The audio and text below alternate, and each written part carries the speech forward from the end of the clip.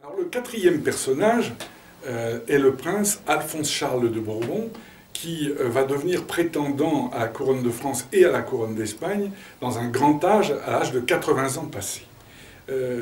C'est un personnage radicalement différent de celui de Jacques de Bourbon, son prédécesseur et son neveu. Autant le premier était un jouisseur aimant la Côte d'Azur et tous ses plaisirs, autant lui est un saint de vitrail qui a été élevé dans la pure tradition jésuite par sa très pieuse tante, la comtesse de Chambord.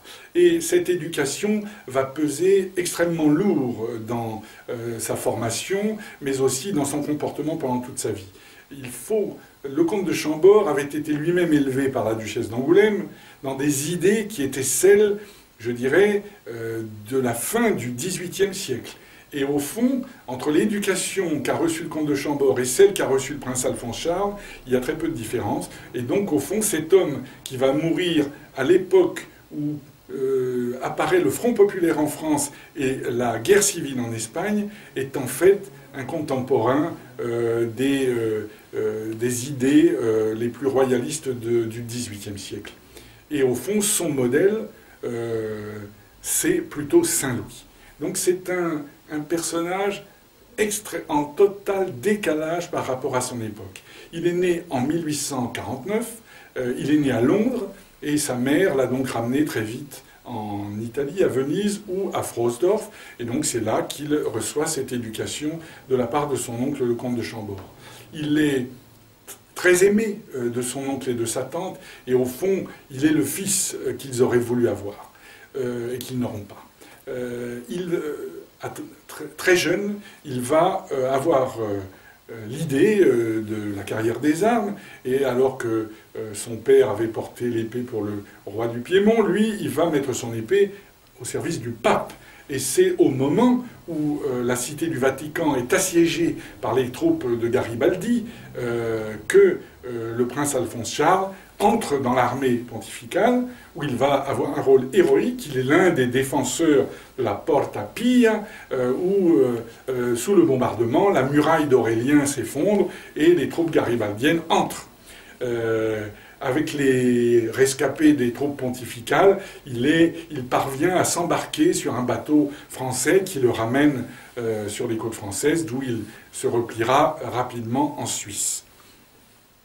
Il tombe amoureux d'une princesse portugaise qui appartient, à dire vrai, à une famille aussi, alors pour employer un terme un peu provocateur, je dirais réactionnaire que celle des Bourbons d'Espagne, puisqu'il épouse une princesse de Bragance, fille du roi de Portugal, Dom Miguel, qui avait été le rival de la reine libérale Marie II de Portugal.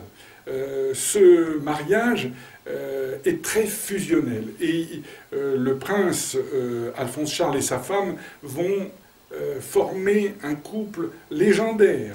Dès 1874, Alphonse-Charles passe la frontière espagnole dans la clandestinité et sa femme exige de l'accompagner.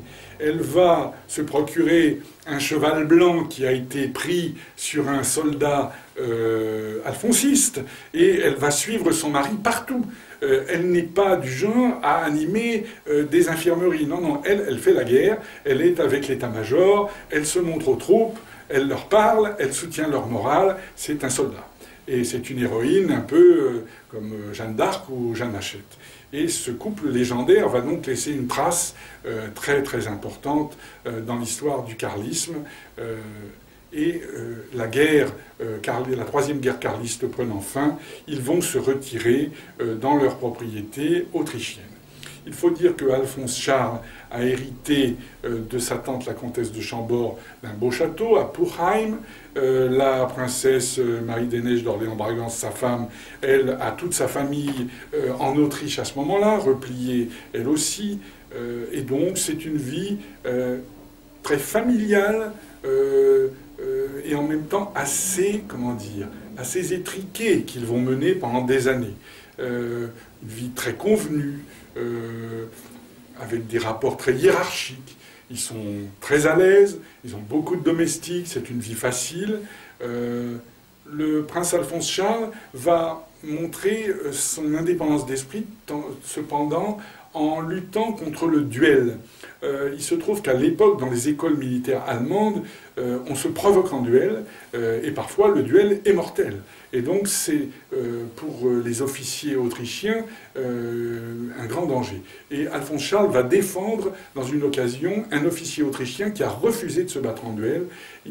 Cet officier est mis à l'écart de l'armée autrichienne, et Alphonse Charles, pour marquer sa désapprobation, va le prendre auprès de lui. La guerre de 14 survient, et pour Alphonse Charles et Marie des Neiges, c'est évidemment l'effondrement de tout le système qu'ils ont connu, dans lequel ils étaient réfugiés.